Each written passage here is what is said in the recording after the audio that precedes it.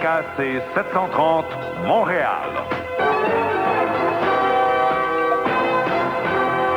À CKC 730, voici le commentaire de Jean Lapierre.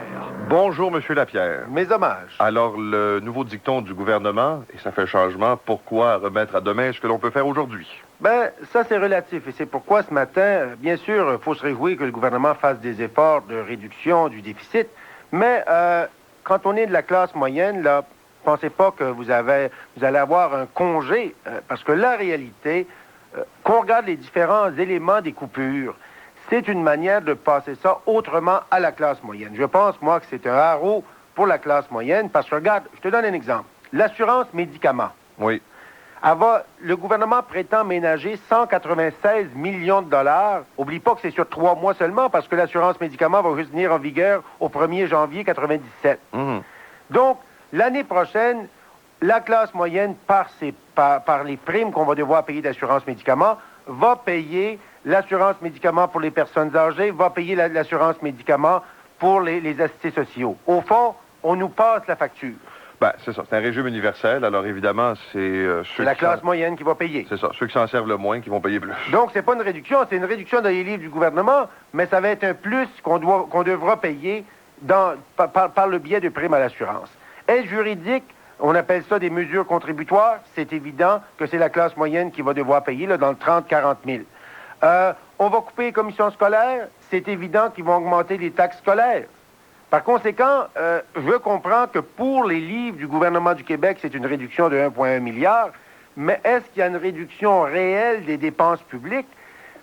Pour le moment, il n'y a pas de ministères qui ont été abolis, il n'y a pas de programmes qui ont disparu, il n'y a pas de commissions scolaires qui sont abolies, il n'y a pas de municipalités qui sont fusionnées. Écoute, on garde exactement la même structure, le même équipement. Et on n'a pas réaménagé les conventions collectives, ou en tout cas, on n'annonce pas rien de ce côté-là. Du tout. Donc, en pratique, bien sûr, on passe ça à droite, à gauche, c'est mettre un petit peu la poussière en dessous du tapis, tu comprends? Mais elle est là quand même, et c'est pour ça, la différence, cependant, la classe moyenne est frappée de plein fouet avec toutes sortes d'autres mesures qui ne sont pas évidentes au moment où on se parle. Mais cependant... c'est toujours la même chose, par exemple, toujours le même principe, c'est-à-dire, ça commence au fédéral où ils coupent vers les provinces, après ça, on envoie ça descend là, comme un jeu de domino. Oui, cependant, au fédéral, ils ont coupé 45 000 postes. Et là, moi, ce que je vois pas, là, c'est des abolitions de ministères ou de programmes. Est-ce que tu as vu un ministre, là, hier soir, laisser sa clé de limousine à la porte? Mais non.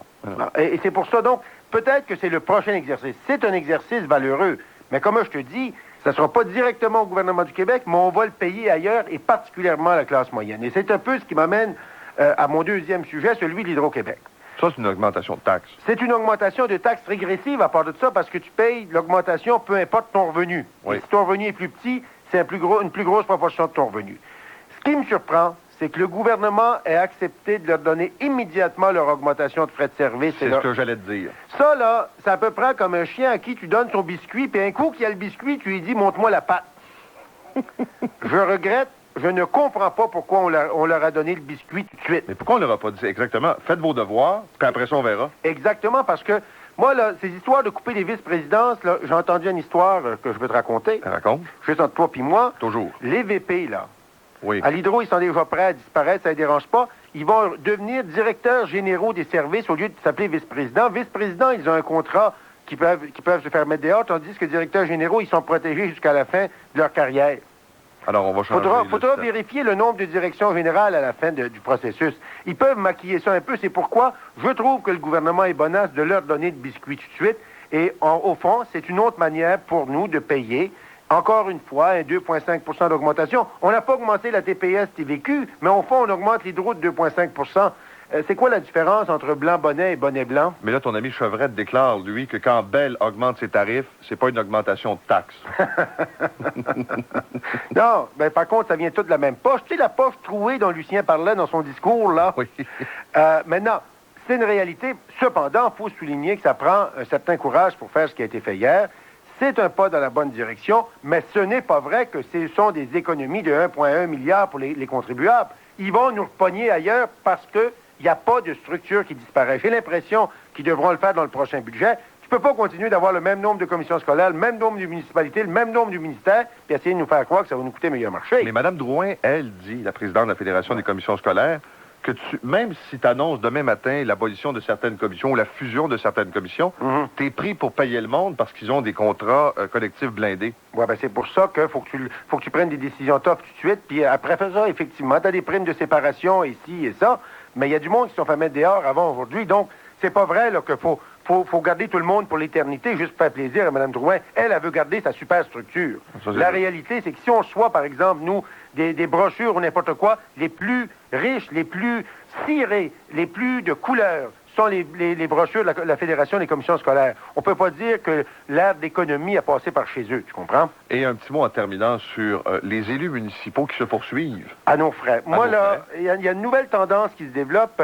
On parle aujourd'hui de Laval, là, qui poursuit Giovanni Rizzuto puis Maurice Clermont. Oui. Mais il y a aussi à Granby une histoire semblable où 4 membres du conseil poursuivent un autre membre du conseil. Le diable est aux vaches. Et là, ça commence à devenir un peu à l'américaine. C'est formidable pour la profession d'avocat. Mais ça n'a pas de maudit bon sens. Je te dirais qu'il y a une nouvelle en moyenne par semaine qui est formidable pour la profession d'avocat. Oui, puis surtout que l'avantage que quand tu as une municipalité comme client, ça paye rubis sur l'ongle. Cependant, si on commence à perpétuer cette tendance d'utiliser l'argent des payeurs de taxes pour poursuivre Pierre Jean-Jacques et faire de la politique, là, ça se fait sous le terrain des vaches, pas devant les tribunaux. Salut, M. Lapierre. Salut. 7h07.